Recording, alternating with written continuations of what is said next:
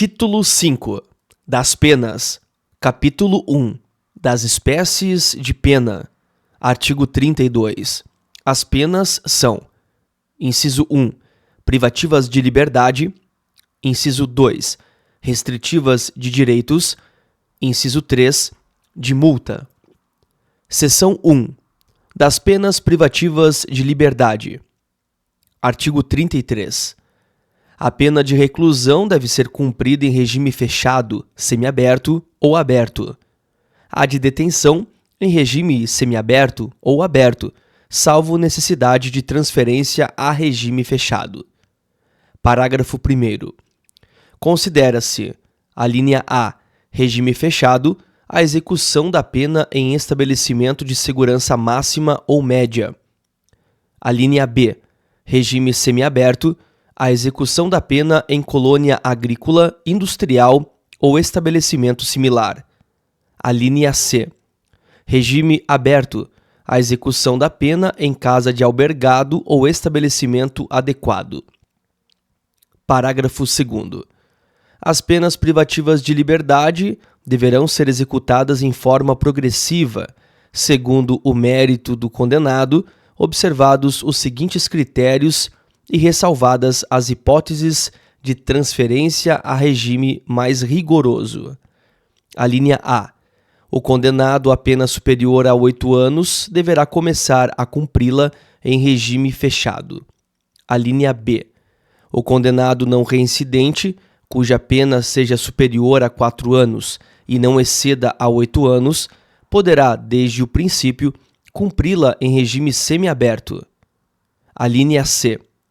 O condenado não reincidente, cuja pena seja igual ou inferior a 4 anos, poderá, desde o início, cumpri-la em regime aberto. Parágrafo 3º.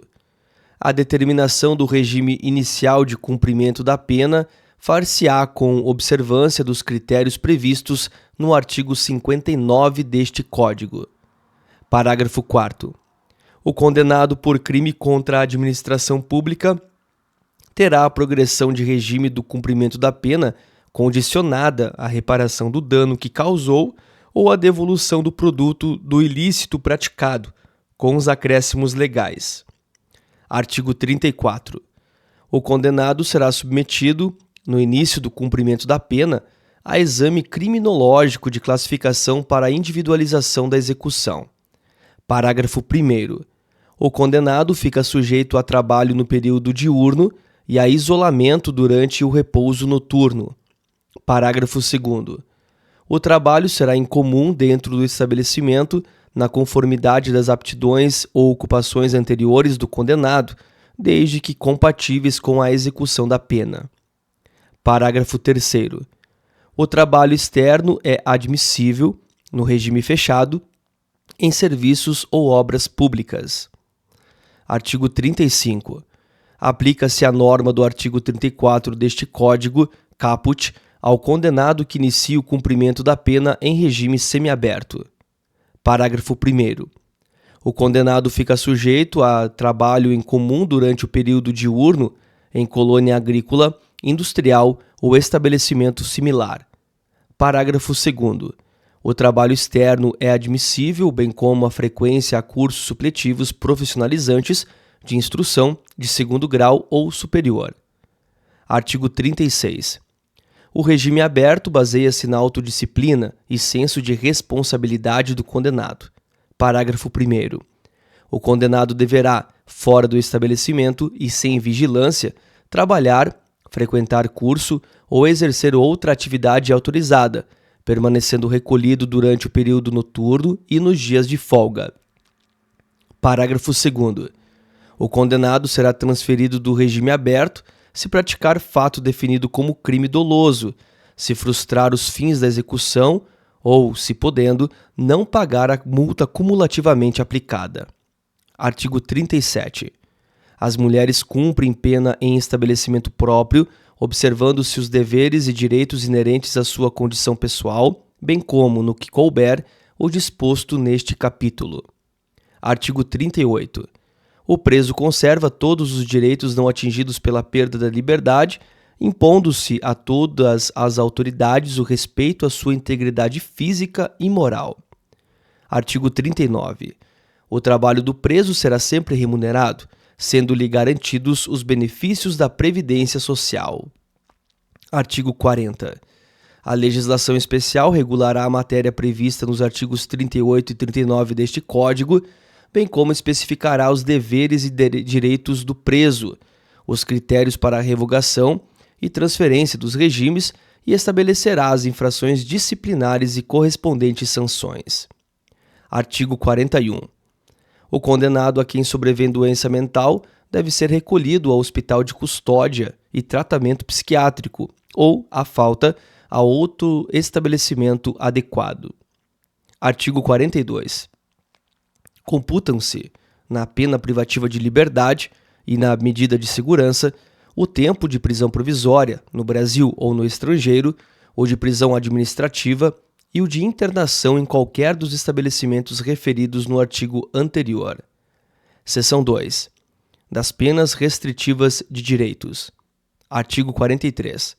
As penas restritivas de direitos são: inciso 1, prestação pecuniária; inciso 2, perda de bens e valores; inciso 3, limitação de final de semana; inciso 4, prestação de serviço à comunidade ou a entidades públicas; inciso 5, interdição temporária de direitos; inciso 6, limitação de fim de semana. Artigo 44. As penas restritivas de direitos são autônomas e substituem as privativas de liberdade quando: inciso 1, aplicada pena privativa de liberdade não superior a 4 anos e o crime não for cometido com violência ou grave ameaça à pessoa, ou qualquer que seja a pena aplicada, se o regime for culposo. Inciso 2. O réu não for reincidente em crime doloso. Inciso 3. A culpabilidade, os antecedentes, a conduta social e a personalidade do condenado, bem como os motivos e as circunstâncias indicarem que essa substituição seja suficiente. Parágrafo 2º.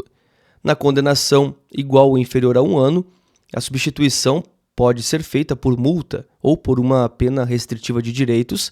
Se superior a 1 ano, a pena privativa de liberdade pode ser substituída por uma pena restritiva de direitos e multa, ou por 2 restritivas de direitos. Parágrafo 3º. Se o condenado for reincidente, o juiz poderá aplicar a substituição, desde que, em face de condenação anterior, a medida seja socialmente recomendável e a reincidência não se tenha operado em virtude da prática do mesmo crime. Parágrafo 4º. A pena restritiva de direitos converte-se em privativa de liberdade quando ocorrer o descumprimento injustificado da restrição imposta. No cálculo da pena privativa de liberdade, a executar será deduzido o tempo cumprido da pena restritiva de direitos, respeitado o saldo mínimo de 30 dias de detenção ou reclusão. Parágrafo 5º. Sobrevindo condenação à pena privativa de liberdade por outro crime, o juiz da execução penal decidirá sobre a conversão, podendo deixar de aplicá-la se for possível ao condenado cumprir a pena substitutiva anterior. Artigo 45.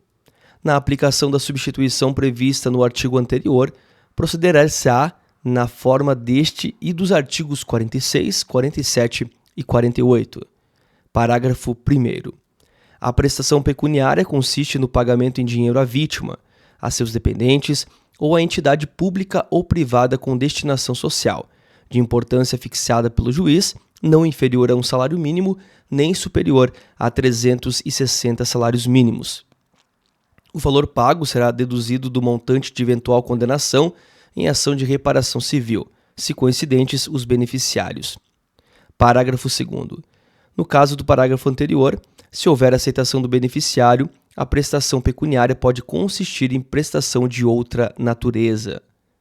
Parágrafo 3º.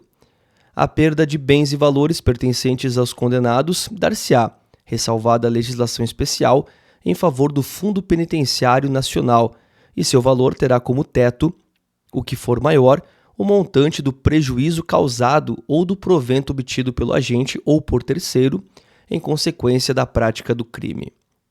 Artigo 46. A prestação dos serviços à comunidade ou a entidades públicas é aplicável às condenações superiores a 6 meses de privação de liberdade. Parágrafo 1º. A prestação de serviços à comunidade ou a entidades públicas consiste na atribuição de tarefas gratuitas ao condenado. Parágrafo 2º. A prestação de serviços à comunidade dar-se-á a entidades assistenciais, hospitais, escolas, orfanatos e outros estabelecimentos congêneres em programas comunitários ou estatais. Parágrafo 3º. As tarefas a que se refere o parágrafo 1º serão atribuídas conforme as aptidões do condenado, devendo ser cumpridas à razão de 1 hora de tarefa por dia de condenação, fixadas de modo a não prejudicar a jornada normal de trabalho. Parágrafo 4º. Se a pena substitutiva for superior a 1 ano, é facultado ao condenado cumprir a pena substitutiva em menor tempo, nunca inferior à metade da pena privativa de liberdade fixada. Artigo 47. As penas de interdição temporária de direito são: inciso 1. Proibição do exercício de cargo, função ou atividade pública, bem como de mandato eletivo. Inciso 2. Proibição do exercício de profissão, atividade ou ofício que dependam de habilitação especial, de licença ou autorização do poder público. Inciso 3. Suspensão de autorização ou de habilitação para dirigir veículo. Inciso 4. Proibição de frequentar determinados lugares. Inciso 5. Proibição de se inscrever em concurso, avaliação ou exames públicos. Artigo 48. A limitação de fim de semana consiste na obrigação de permanecer, aos sábados e domingos, por 5 horas diárias, em casa de albergado ou outro estabelecimento adequado. Parágrafo único. Durante a permanência, poderão ser ministrados ao condenado cursos e palestras ou atribuídas atividades educativas. Seção 3. Da pena de multa. Artigo 49. A pena de multa consiste no pagamento ao fundo penitenciário da quantia fixada na sentença e calculada em dias multa. Será no mínimo de 10 e no máximo de 360 dias multa. Parágrafo 1º. O valor do dia multa será fixado pelo juiz não podendo ser inferior a 1/30 do maior salário mínimo mensal vigente ao tempo do fato, nem superior a 5 vezes esse salário. Parágrafo 2º. O valor da multa será atualizado, quando da execução, pelos índices de correção monetária. Artigo 50. A multa deve ser paga dentro de 10 dias depois de transitada em julgado a sentença. A requerimento do condenado e conforme as circunstâncias, o juiz pode permitir que o pagamento se realize em parcelas mensais. Parágrafo 1º. A cobrança da multa pode efetuar-se mediante desconto no vencimento ou salário do condenado quando: a linha A, aplicada isoladamente; a linha B, aplicada cumulativamente com pena restritiva de direitos; a linha C, concedida a suspensão condicional da pena. Parágrafo 2º. O desconto não se deve incidir sobre os recursos indispensáveis ao sustento do condenado e de sua família. Artigo 51. Transitada em julgado a sentença condenatória, a multa será executada perante o juiz da execução penal e será considerada dívida de valor, aplicáveis às normas relativas à dívida ativa da Fazenda Pública, inclusive no que concerne às causas interruptivas e suspensivas da prescrição. Artigo 52. É suspensa a execução da pena de multa se sobrevém ao condenado doença mental.